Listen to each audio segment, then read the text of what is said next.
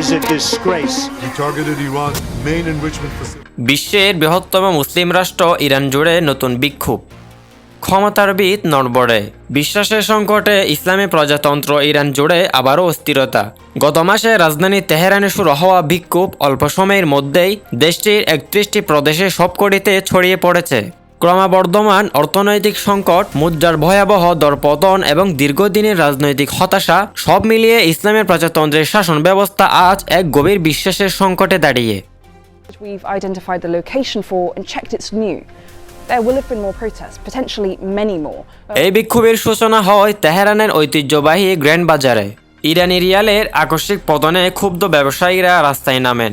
খুব দ্রুতই তাদের সঙ্গে যোগ দেন তরুণরা। যদিও এ আন্দোলনের ব্যাপ্তি এখনও 2022 সালে মাসা আমিনির মৃত্যুকে কেন্দ্র করে হওয়া বিক্ষোভের পর্যায়ে যায়নি, তবে এর গভীরতা নিয়ে উদ্বিগ্ন বিশ্লেষকরা। মাসা আমিনির ঘটনায় নারী ও কিশোরদের উপস্থিতি ছিল চোখে পড়ার মতো।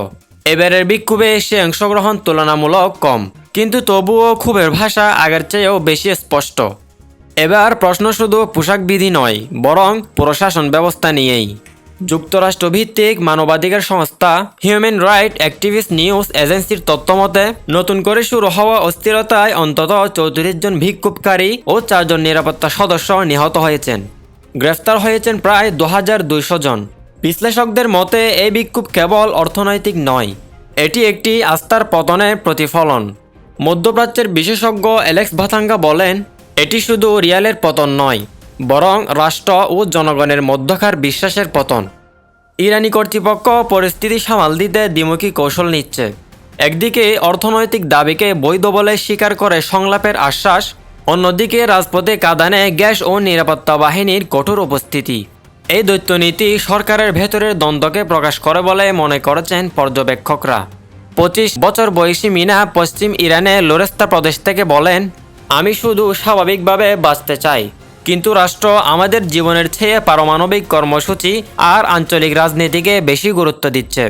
তরুণ প্রজন্মের এই হতাশাই সবচেয়ে বড় চ্যালেঞ্জ হয়ে উঠেছে। ইরানে মোট জনসংখ্যার প্রায় অর্ধেকের বয়স 30-এর নিচে। এক সাবেক সংস্কারপন্থী কর্মকর্তা বলেন, এই প্রজন্ম বিপ্লবী স্লোগানে বিশ্বাস করে না, তারা স্বাধীনতা চায়, স্বাভাবিক জীবন চায়। বিক্ষোভে আঞ্চলিক রাজনীতির বিরুদ্ধেও খুব স্পষ্ট, গাজা নয়, লেবানন নয়, আমার জীবন ইরানের জন্য।